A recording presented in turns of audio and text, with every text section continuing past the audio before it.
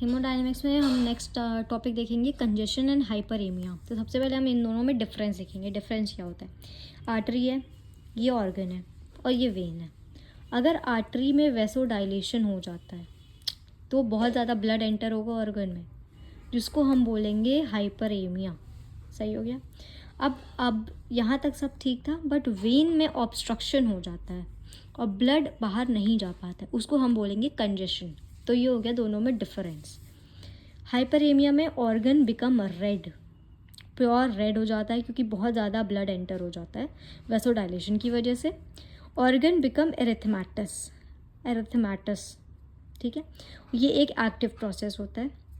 यहाँ पे बहुत ज़्यादा ब्लड हो जाता है ऑर्गन में ड्यू टू वैसोडाइलेशन, और pure blood in organ, pure blood होता है ऑर्गन में। Organ looks red and erythema हो जाता है। कंजेशन में क्या होता है? Organ have more blood but appears blue. क्यों? क्योंकि वेनस रिटर्न जो हो रहा है वो जा ही नहीं रहा है, ठीक है। तो वहाँ पे साइनोसिस हो जाएगा। ऑर्गन में ब्लड है लेकिन अपीयर हो रहा है वो ब्लू कलर का, किसकी वजह से? साइनोसिस। तो ये एक पैसिव प्रोसेस हो गया। यहाँ पे भी ब्लड ऑर्गन में ज़्यादा रहेगा। क्यों? यहाँ वैसोडाइलेशन की वजह से ज़्यादा रहेगा और यहाँ पे ऑब्स्ट्रक्शन की वजह से ज़्यादा रहेगा। यहाँ पे प्योर ब्लड होता है, यहाँ पे होगा इम्प्योर ब्लड गैदरिंग। यहाँ पे ऑर्गन रेड दिखेगा, यहाँ पे ब्लू दिखेगा। यहाँ पे होगा एरिथमा, यहाँ पे क्या होगा? साइनोसिस। सही है। डेफिनेशन क्या है? Localised increase in volume of blood in the organ और टिश्यू। डेफिनेशन हो गई। ये दोनों की है आई गेस। इंक्रीज वॉल्यूम, हाँ, in localized increase in volume of blood in the organ और टिश्यू ड्यू टू वैसोडाइलेशन है तो hyperaemia, due to venous obstruction है तो कंजेशन की डेफिनेशन हो गई। सही है। अब हाइपरेमिया में क्या होता है? Increase blood volume from atrial dilation या वैसोडाइलेशन की वजह से ब्लड वॉल्यूम इंक्रीज हो जाएगा। इसको हम बोलते हैं एक्टिव हाइपरेमिया, क्योंकि ये एक एक्टिव प्रोसेस है। एक्टिव टिश्यू जो होगा, अफेक्टेड टिश्यू जो होगा वो टर्न हो जाएगा रेड कलर का, जिसको एरिथमा बोलेंगे, due to oxygen in blood. इसका एग्जांपल है इन्फ्लेमेशन या ब्लशिंग या flushing of skin of face in response to emotions.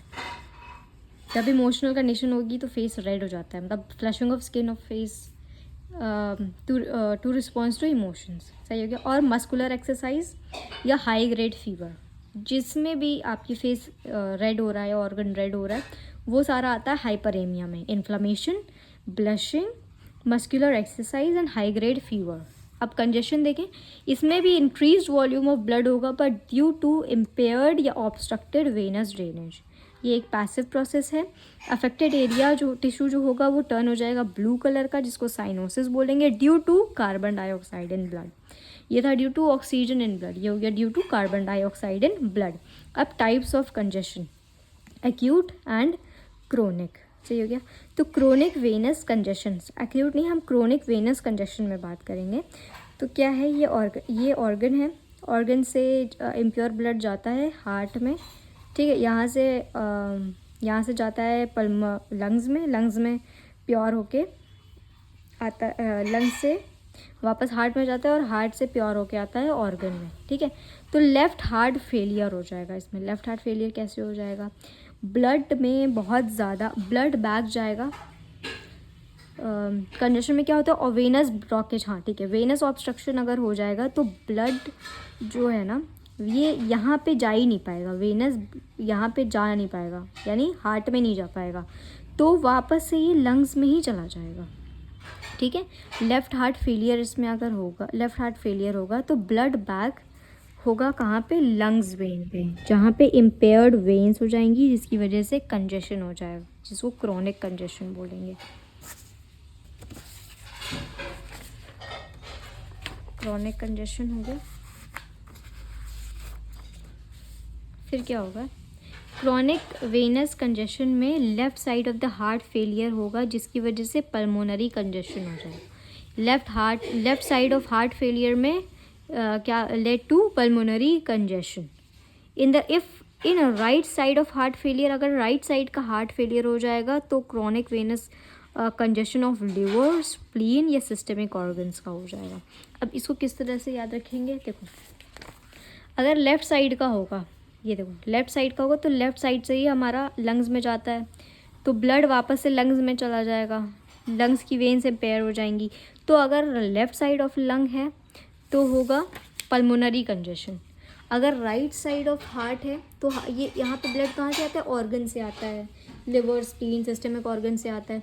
तो अगर राइट साइड हार्ट फेलियर होगा तो कंजेशन कहाँ का होगा, क्रोनिक वेनस कंजेशन होगा, लिवर का, स्प्लीन का या सिस्टमिक ऑर्गन्स का।